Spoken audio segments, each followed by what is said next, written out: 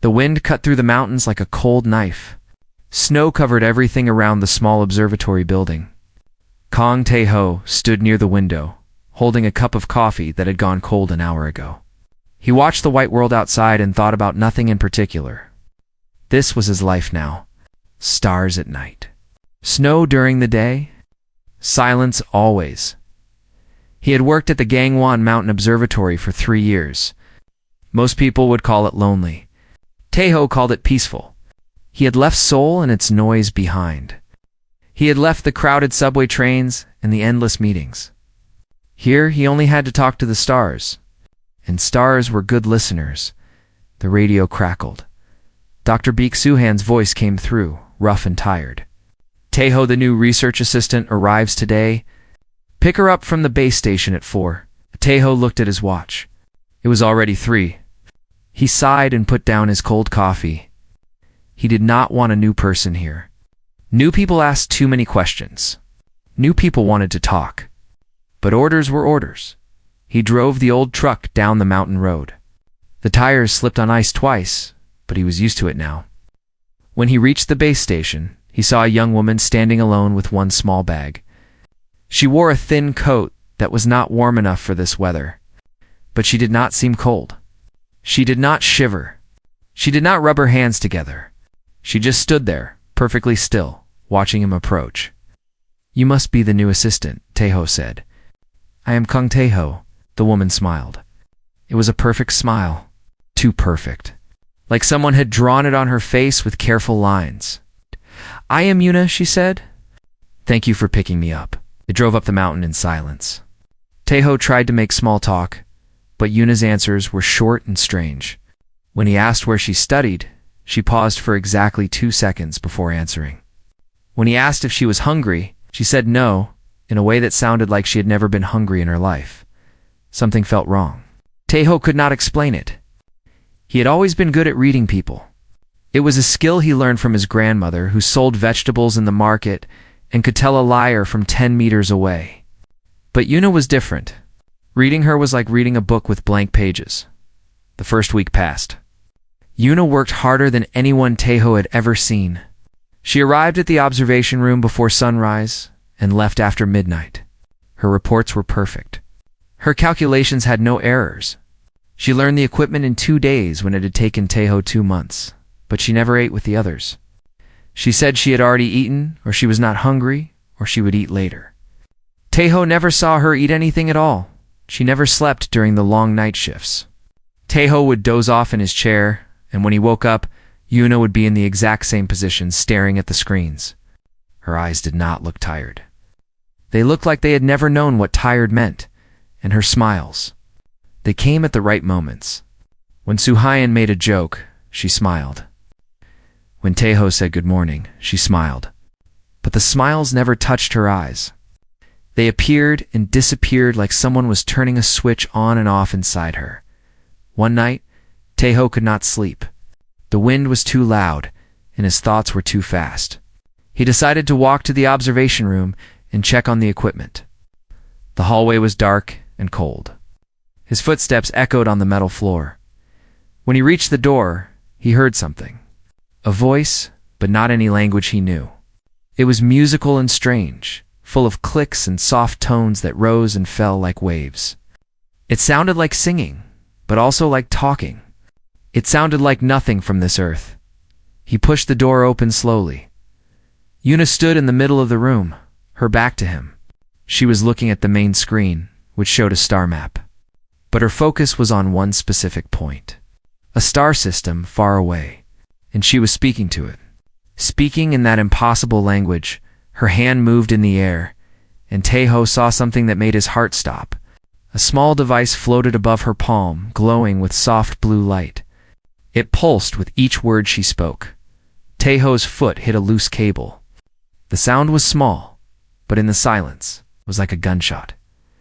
Yuna spun around. For 1 second, less than a heartbeat, Tae-ho saw her face change. It was not human. The features shifted and blurred like water disturbed by a stone. Her eyes flickered with colors that did not exist in any rainbow he knew. Then, just as quickly, she was Yuna again. the pretty research assistant with the perfect smile. But the smile she gave him now was different. It was careful, calculating, and underneath it, Taeho saw something he recognized. Fear. Taeho, she said. Her voice was calm, but her hands were shaking. How long have you been standing there? He should have run. He should have screamed. He should have done something that made sense. But Taeho had always been a strange man who made strange choices. Long enough, he said. And then he did the most human thing possible. He sat down in his usual chair, looked at the star map on the screen, and asked, So which star is your home? Eunice stared at him. For the first time since she arrived, her face showed real emotion, confusion, pure and total confusion. She did not answer. She did not move. She just watched him like he was a puzzle she could not solve. Taeho pointed at the screen. That system you were looking at? Kepler 442? Is that where you are from? Still, she said nothing. I will not tell anyone, Taeho said. I just want to understand. And his eyes narrowed. Why? She asked. Why would you not tell? Why would you not run? Any logical being would see me as a threat and try to eliminate that threat or escape from it. Taeho thought about this. He thought about his grandmother, who once fed a stray dog that everyone said was dangerous. He thought about his mother, who married his father even though everyone said he was too poor. He thought about all the illogical choices that made him who he was. Maybe, he said slowly, I am not a logical being. Yuna tilted her head. The gesture looked almost human. Almost. No, she said quietly. You are not. None of your species is. That is precisely why we have been watching you. Taeho leaned forward. His heart was beating fast, but his voice was steady. How many of you are there? But Yuna shook her head. She pressed something on the floating device, and it disappeared into her palm like it had never existed. This conversation is over, she said. Forget what you saw. Go back to your room, sleep, and if I do not forget. Yuna looked at him for a long moment. Her eyes were cold now, cold and ancient and full of stars. Then, she said softly, I will have to make a very difficult choice. She walked past him and out the door. Her footsteps made no sound at all. Taeho sat alone in the observation room, staring at the star map. Kepler 442 blinked on the screen, 112 light-years away. He should have been afraid. He should have been running to call someone, anyone. But instead, he felt something strange growing in his chest. Something that felt almost like excitement. For 3 years, he had watched the stars and wondered if anyone was watching back. Now, he knew the answer, and he was not going to let it go. 3 days passed after that night. Yuna avoided Taeho completely. When he entered her room, she left. When he tried to speak to her, she gave one-word answers and walked away. She was like a ghost that lived in the same building but existed in a different world. Taeho did not push. He waited. He watched. He thought, on the 4th night. He made his move. It was 3 a.m. The cafeteria was empty and dark, except for one small light above the corner table. Taeho sat there with 2 cups of tea, steam rising into the cold air. He heard footsteps in the hallway. Light footsteps that made almost no sound. He knew it was her. Yuna appeared in the doorway. She saw him and stopped. Please sit, Taeho said. I made tea. I do not drink tea. Then just sit. I want to talk. Yuna did not move.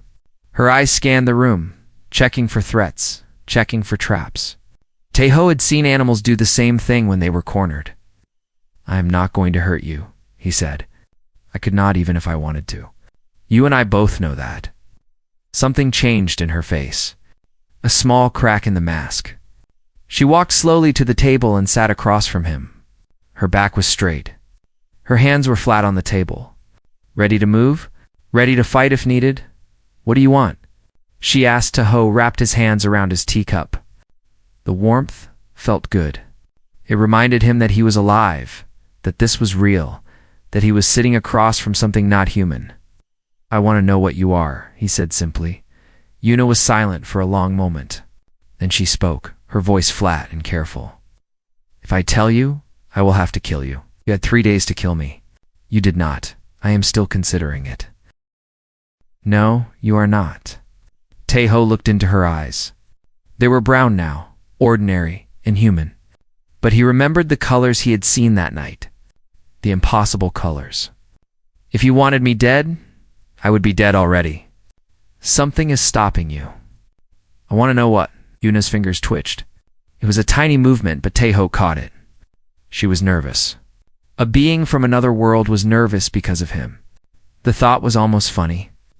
You are different, she finally said. From other humans I have observed. Different how? You should be afraid. You should be trying to protect yourself. You should be calling your authorities or running away. But you sit here offering me tea. This behavior does not match any of my data. Taeho smiled. Maybe your data is wrong. My data is never wrong.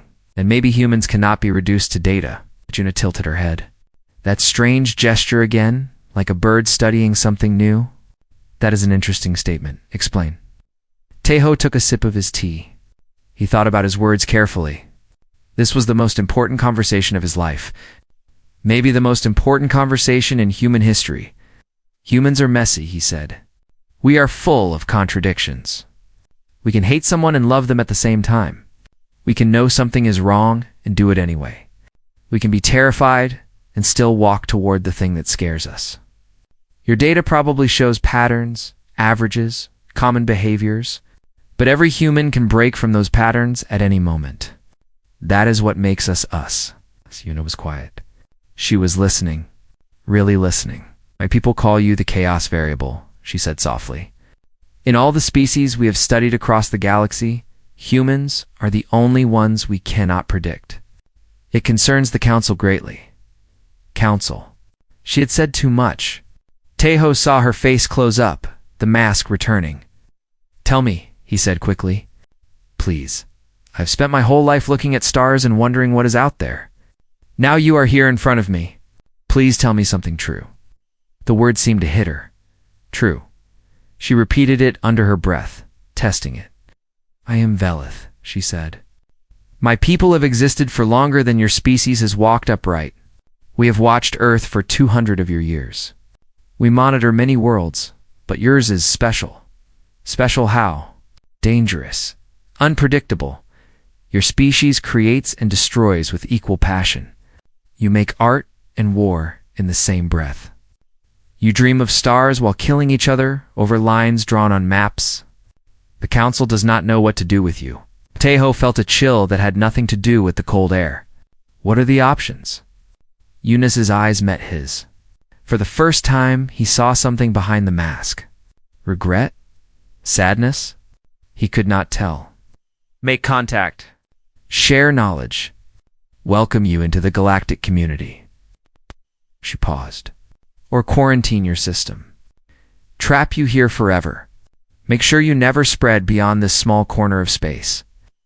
The words hung in the air like smoke. And you? Taeho asked. Why are you here? I am an observer. I watch. I report. I do not decide, but you have opinions. Yuna said nothing. You've been here for how long? Months? Years? You have lived among us, worked with us, seen how we live. You must have formed some thoughts. Still silence. Taeho leaned forward.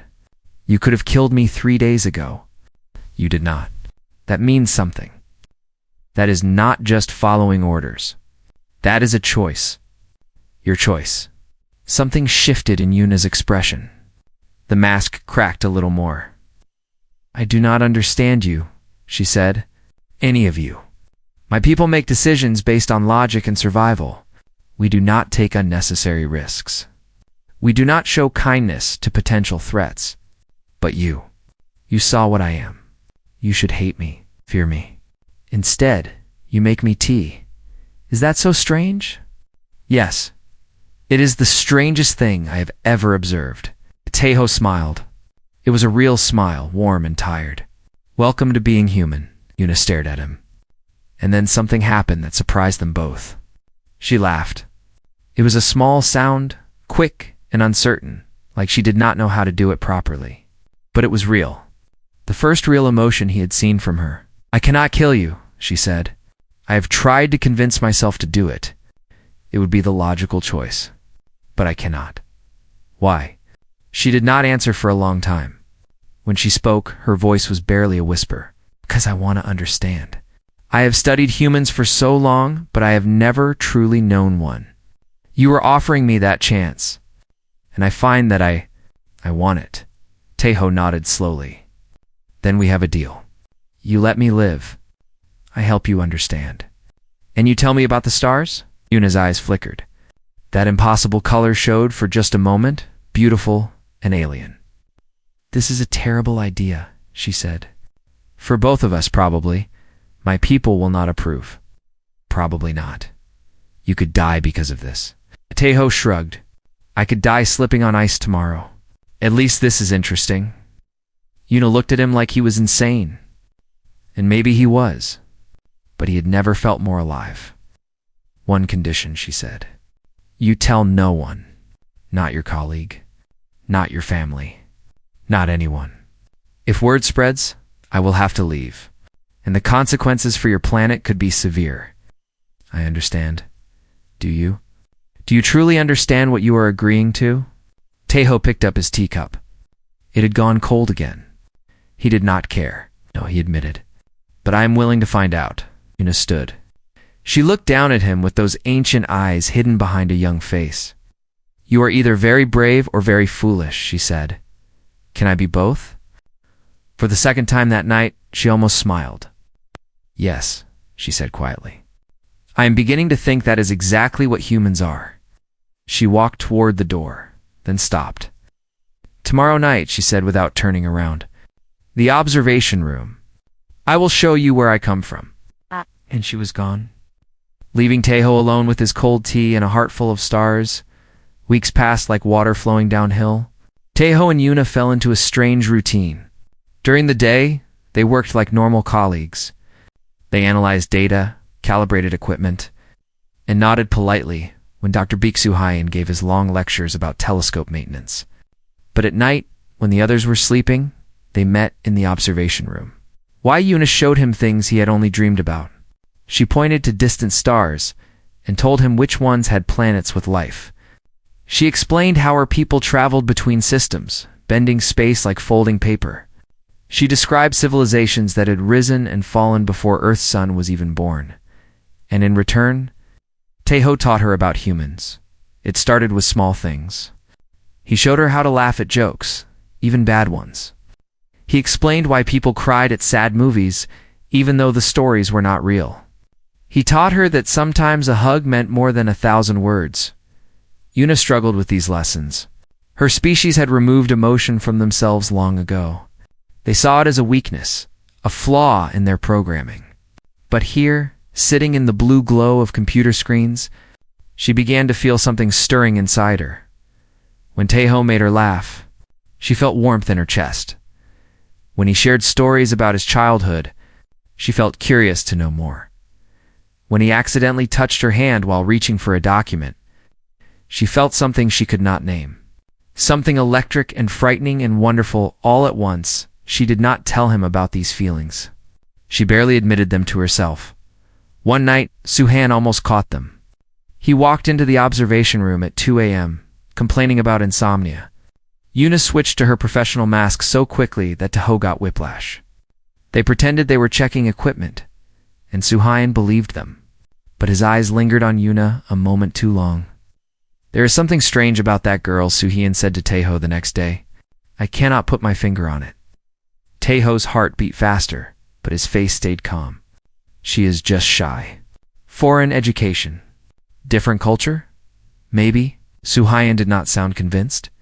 "But watch yourself around her. I do not trust people who are too perfect." The warning stayed in Teho's mind like a splinter he could not remove. As the weeks continued, Yuna's reports to her people changed. She was supposed to send detailed observations every 3 days. But now her reports became vague and brief. She focused on small things: human music, human food, the way snow looked at sunrise. She left out the important parts. She left out Taeho entirely. She told herself it was strategy. She told herself she was protecting her mission. But deep down, she knew the truth. She was protecting him. Then the message came. It arrived at midnight. A burst of encrypted data aimed at her personal receiver. Yuna sat alone in her room and decoded it with shaking hands. The words appeared on her screen, cold and final. The Council has voted. Earth will be quarantined. A containment field will be established around the solar system in 6 months. No human vessel will ever leave. No alien vessel will ever enter. Humanity will be contained for the safety of all other species. You are ordered to return home before the field activates. Do not delay, Commander Ire. Yuna, read the message 3 times. Then she read it again. Quarantine. The word was simple, but its meaning was devastating. Humanity would be trapped forever in a tiny bubble of space. They would never see the wonders of the galaxy. They would never know they were not alone. They would live and die, believing they were the only ones in an empty universe. And she would never see Taeho again. The thought hit her like a physical blow. Pain bloomed in her chest, sharp and unexpected. Her people had removed emotions, but they had not destroyed them completely. They were dormant, sleeping, waiting for the right trigger. Taeho was that trigger. She did not sleep that night. She sat by the window and watched the stars. Her stars, the ones she had known all her life. They looked different now. Colder, more distant. She thought about returning home. She thought about following orders, doing her duty, being the perfect Velith she was trained to be. She thought about watching the quarantine field activate from the safety of her homeworld, knowing that somewhere on a tiny blue planet, a strange man was looking at the sky and wondering why she never said goodbye, and she knew she could not do it. The next night, he found Taeho in the cafeteria. He was eating instant noodles, slurping them loudly like a child. He looked up when she entered and smiled that ridiculous smile of his. Yuna, want some? I made extra. She sat across from him. Her hands were shaking. She had never felt so afraid in her entire existence. I need to tell you something, she said. His smile faded. He put down his chopsticks and gave her his full attention. My people have made a decision about Earth. She told him everything. The council vote. The quarantine field. The 6-month timeline. She told him that she was supposed to leave, to abandon him and his entire species without a word. When she finished, Taeho was silent for a long time. His noodles grew cold in front of him. His face was unreadable. 6 months, he finally said. Yes. And you were going to leave. She could have lied. The old Yuna would have lied without hesitation. But something had changed. Something fundamental had shifted inside her. I was ordered to leave, she said, but I am not going to. His eyes widened. What? I am staying. I am going to help you fight this. Yuna, if your people find out, they will declare me a traitor. They will hunt me. I will never be able to go home again. Her voice broke on the last word. Home. She had not realized how much it still meant to her until this moment. Taeho reached across the table and took her hand. His skin was warm. Human warm. It felt like sunlight after a long winter. Why? He asked. Why would you give up everything for us? For me, she did not have an answer. Not a logical one. Not one that her people would understand. But looking at his face, at those ridiculous human eyes full of hope and fear and stubborn courage, she found words she had never expected to say. Because I feel something, she whispered. When I am with you, I feel things I was taught to believe were weaknesses. But they do not feel weak. They feel like being alive. Truly alive. For the first time, Taeho squeezed her hand. His eyes were wet. She had seen humans cry before, but she had never understood it. Now, seeing the tears form in his eyes, she thought maybe she was beginning to. We will fight this, he said. We will find a way. That is what humans do. We fight even when we cannot win. Especially when we cannot win. That is illogical. Yes, he smiled through his tears. Yes, it is. And that is exactly why we might succeed. Somewhere outside, the wind howled against the mountains. The stars watched in cold silence. And in a small cafeteria at the edge of the world, two beings from different corners of the universe held hands and began to plan the impossible. The plan was insane. Even Tejo admitted that. But insanity was all they had. Yuna explained the technology behind the quarantine field. It was a network of energy nodes placed at the edge of the solar system. When activated, they would create an invisible wall that nothing could pass through. Ships would crash against it like birds against glass. Signals would bounce back uselessly. Earth would become a prison floating in space. But the field had a weakness. During the activation sequence, there was a window of 30 seconds when the nodes needed to synchronize. If a specific counterfrequency was broadcast at exactly the right moment, from multiple points on Earth simultaneously, the synchronization would fail. The whole network would collapse. The problem was the counterfrequency. Yuna knew the theory, but calculating the exact frequency required data she did not have. They needed weeks of work and access to computing power beyond anything at the observatory, and they needed the world to believe them. No government will listen to us, Tejo said. They were in the observation room, surrounded by papers covered in equations. We are just two scientists from a mountain station. We have no proof. Yuna looked at him with those eyes that held galaxies. I am the proof, you mean? I will reveal myself. Show them what I really am. It is the only way. Fear gripped Tejo's heart. They will capture you, study you, lock you in some laboratory, and take you apart. But if I do not, your entire species will be locked away forever. My discomfort does not matter compared to that. Before Tejo could argue, the door opened. Dr. Biksu Han stood in the doorway. His face was pale. His eyes were wide. In his hand was a tablet showing security footage from 3 nights ago. Footage of Yuna speaking in her alien language, the glowing device floating above her palm. I knew it, he whispered. I knew something was wrong. Yuna moved faster than human eyes could follow. In a fraction of a second, she was next to Suhayan, her hand on his throat. Her skin began to shimmer, the human disguise flickering like a broken television. Wait. Tejo shouted. Yuna, stop. She froze. Her fingers were centimeters from crushing Suhayan's windpipe. The older man trembled, too terrified to speak. He will tell everyone, Yuna said. Her voice was strange now, layered with harmonics that were not human. I have to stop him. No. Ho walked toward her slowly, carefully, like approaching a wild animal. No, you do not. This is exactly what you wanted. Remember? We need people to know. We need proof. And now we have a witness. Yuna's hand shook. The struggle was visible on her face. Every instinct told her to eliminate the threat. But something stronger held her back. Something she had learned from this strange human, who made her tea in the middle of the night. She released Suhayan and stepped back. Fine, she said. But if he betrays us, I will not hesitate again. Suhayan collapsed against the wall, gasping for breath. He stared at Yuna with pure terror. But when he spoke, his voice surprised them all. What is happening? He asked. What is she? What is going on? Tejo helped him to a chair and spent the next hour explaining everything. The Veleth, the observers, the quarantine, the plan to stop it. Suhayan listened without interrupting, his face going through a journey of emotions that ended somewhere near numb acceptance. This is insane, he said finally. Yes, we're going to fight aliens with radio signals. Essentially, yes. Suhayan rubbed his face with both hands.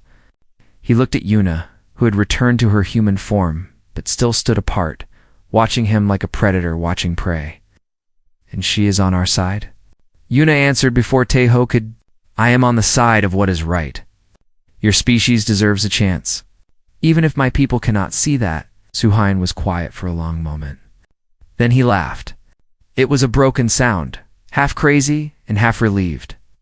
Well, he said, I always wanted my life to mean something. I suppose fighting for all of humanity counts. From that moment, they became 3. Suhayan used his government contacts to arrange a meeting with military intelligence. It took 2 weeks and many lies. When the day came, Yuna walked into a concrete room filled with generals and scientists and men in dark suits, and she showed them what she really was. The transformation was beautiful and terrifying.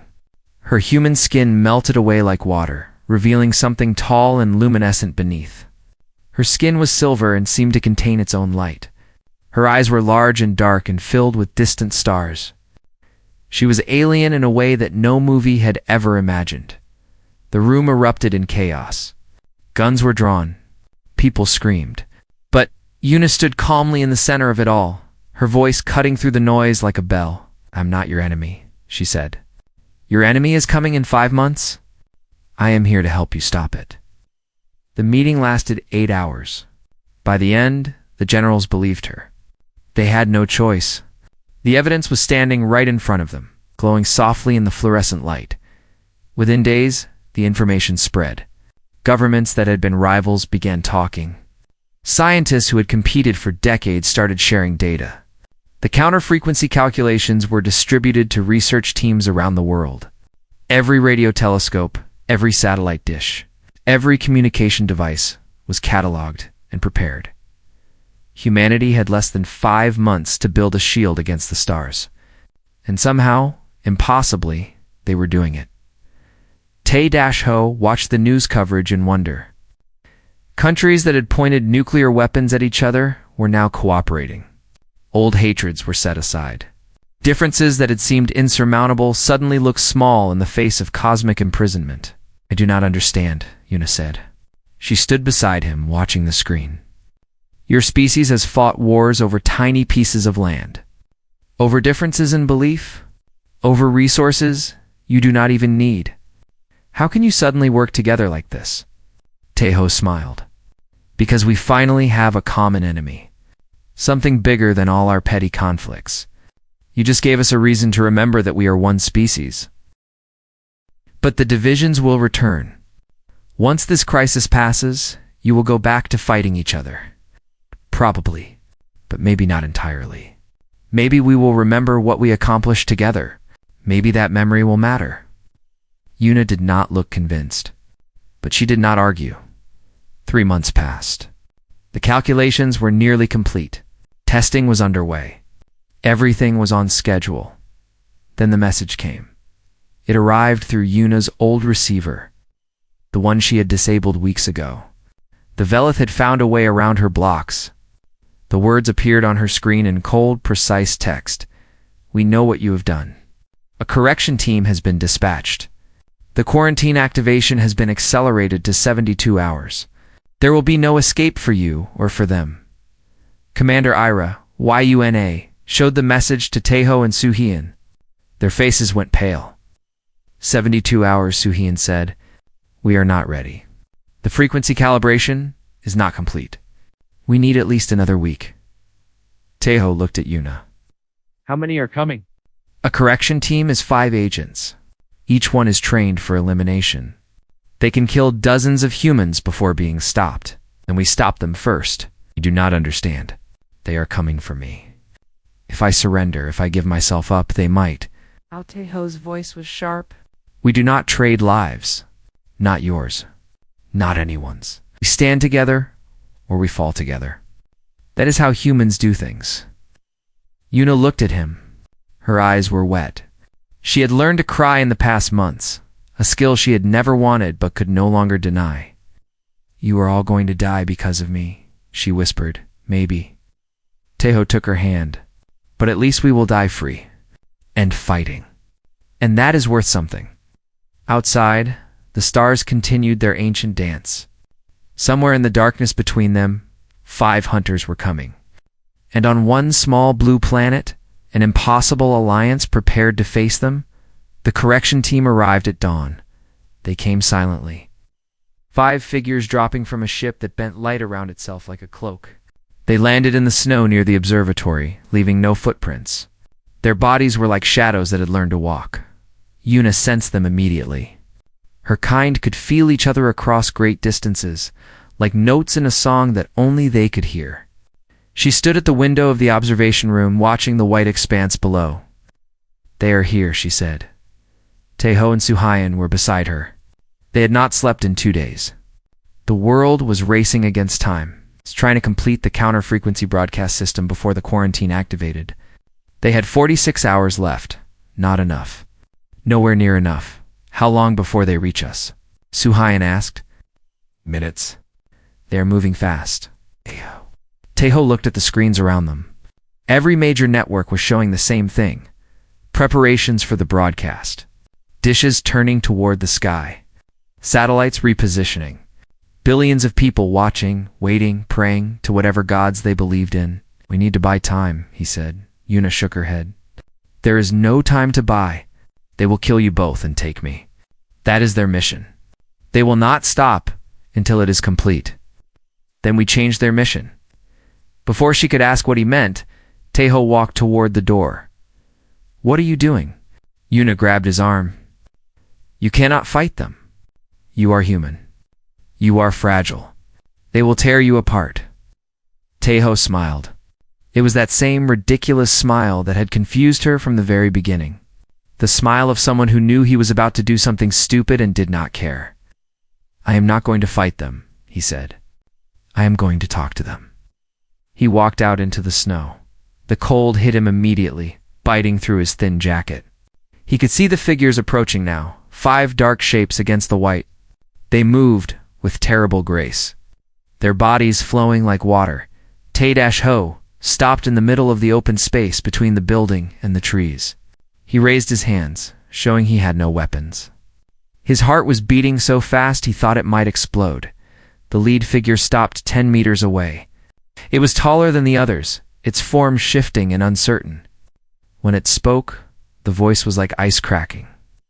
"You are the human, the one who corrupted our agent.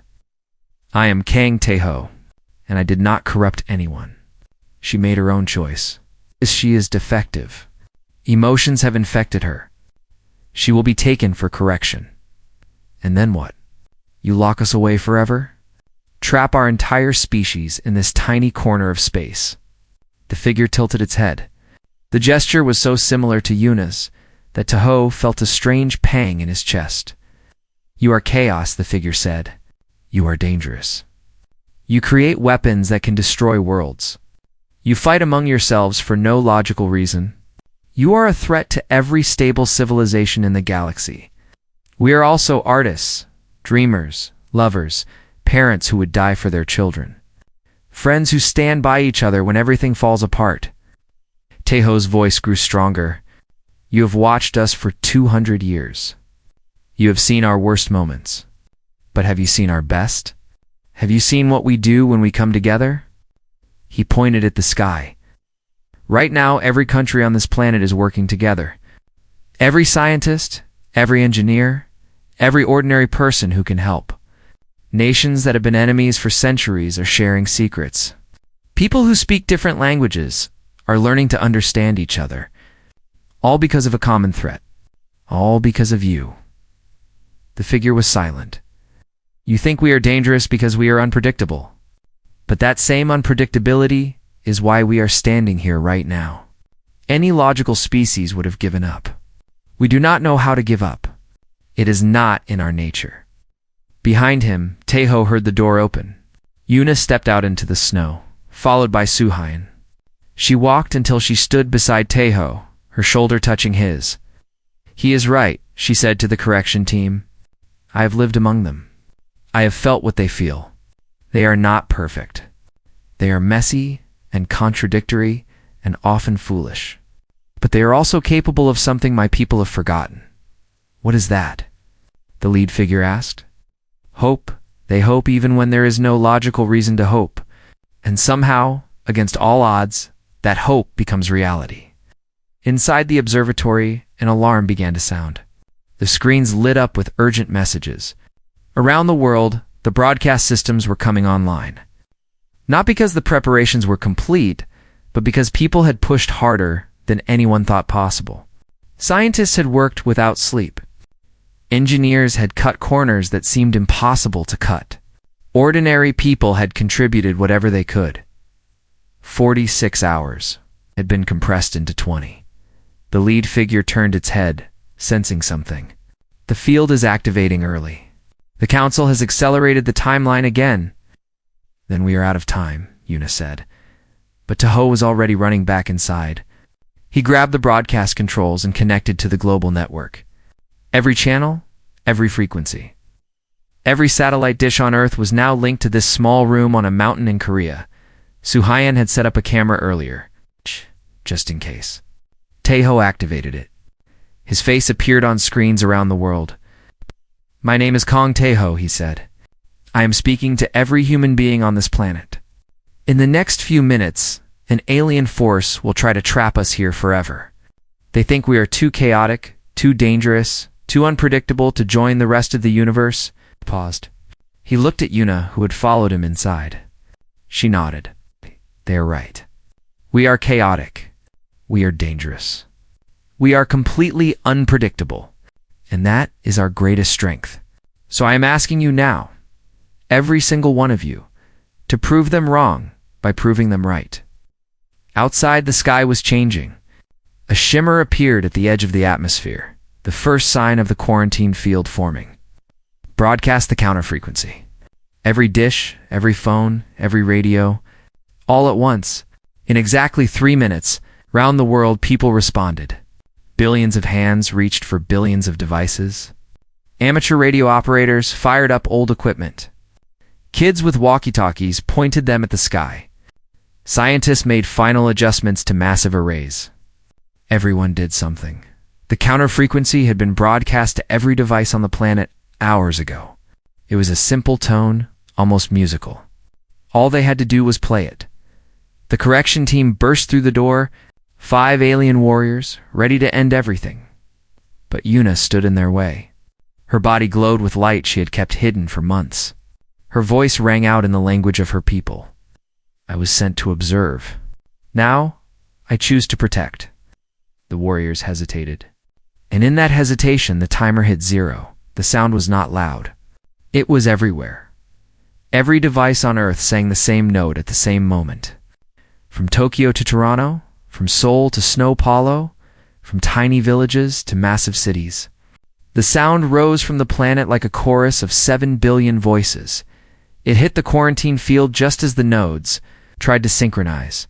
The shimmer in the sky flickered, pulsed, shattered. The field collapsed in a cascade of failing nodes, spreading outward from Earth in an expanding ring of broken technology. The correction team froze, receiving new data, new orders. Their mission was over, because the Dominion Council was watching. They had monitored the entire broadcast. And for the first time in their ancient history, they did not know what to do. The lead warrior looked at Tahoe. Its form seemed less solid now, less certain. "This changes nothing," it said. "We will return. We will find another way. Maybe." Tahoe met its gaze without flinching. "But now, you know what you are dealing with. And I promise you this. We will be ready." The warriors dissolved into light and vanished. The sky returned to its normal color. The stars came out one by one as the evening settled over the mountain. Tahoe collapsed into a chair. His whole body was shaking. He had just faced down alien killers with nothing but words. The adrenaline was leaving his system, and he felt like he might never move again. Yuna knelt beside him. Her human form had returned, but something was different about her. She seemed more real now, more present. "You did it," she said. "All of us. Every human on the planet." "Shh." She smiled. It was not her perfect, practiced smile. It was crooked and uncertain, and absolutely genuine. "I cannot go home now," she said quietly. "I am a traitor to my people. I have nowhere else to go." Tahoe reached out and took her hand. It was warm. Human warm. "You have here?" he said. "You have us. You have me." Swyan appeared beside them, his face exhausted but happy. "The military is calling. The government is calling. Everyone is calling. We are heroes. We are also unemployed," Tahoe said. "I am pretty sure we just broke about 100 observatory rules." Suhian laughed. It was the best sound any of them had heard in days. That night, they stood on the observatory roof and watched the stars. The same stars Taeho had watched alone for 3 years. The same stars that now held friends and enemies and endless possibilities. What happens now? Yuna asked. Now. Taeho leaned against the railing. Now we keep going. We learn. We grow. We reach for those stars because that is what humans do. We do not know how to stop. Yuna looked up at her distant home. She would probably never see it again. But standing here with this strange, stubborn, beautiful species, she found she did not mind. I used to observe the stars, she said softly. Just watch them from far away. But now I understand why humans wish on them. Why is that? She turned to look at him. Her eyes held the universe, but her smile held something even bigger. Because sometimes, she said, wishes come true. He squeezed hers gently. Above them, the stars waited. And for the first time in history, they were waiting for humanity to arrive.